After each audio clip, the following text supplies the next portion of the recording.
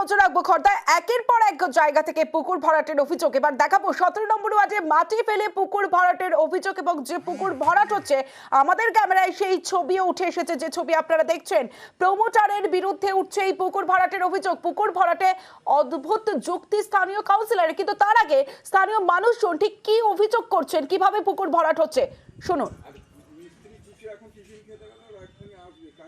পুকুর ছিল, হ্যাঁ, এটা পুকুর ছিল, এখন কি হচ্ছে? আমাদের ভরাট করে দিচ্ছে দেখছি। কারা? এই প্রমোটাররাই, মানে কেন? কি জানি, বাড়ি ফ্ল্যাট করার জন্য। আচ্ছা, কি দেখতে পাচ্ছেন এখন? এখন দেখছি ভোজাই হয়ে যাচ্ছে, হয়ে ফ্ল্যাট হবে। আচ্ছা, পুকুর ভরাট করা যায়?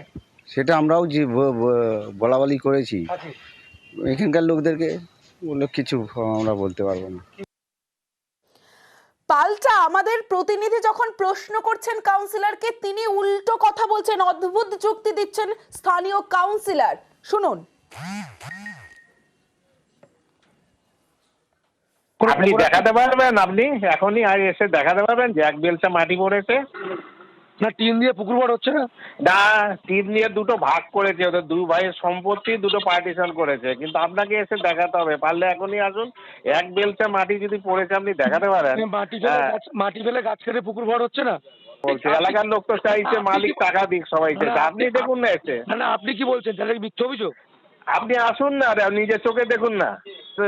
সম্পত্তি আছে সে তো করতেই পারে। আপনার যদি কোনো সম্পত্তি আপনি টিন দিয়ে ভাগ করতে পারবেন না? জলা জায়গা টিন দিয়ে ভাগ করাতে যায় না। কে কে বললো? দুটো ভাগ যদি থাকে, জলা জায়গায় যদি দুটো ভাগ থাকে, করতে পারে না?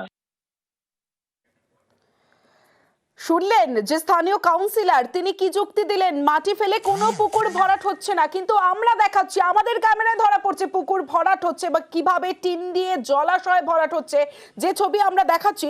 তবে খড়দা পৌরসভার উপপ্রধান তিনি বলছেন তিনি কোনো লিখিত অভিযোগই পাননি।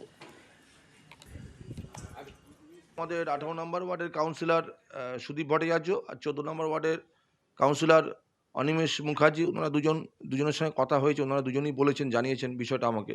ওনারাও মানুষের মুখ থেকে শুনেছেন এরকম, কিন্তু এখনও কোনো লিখিত অভিযোগ আমরা পাইনি।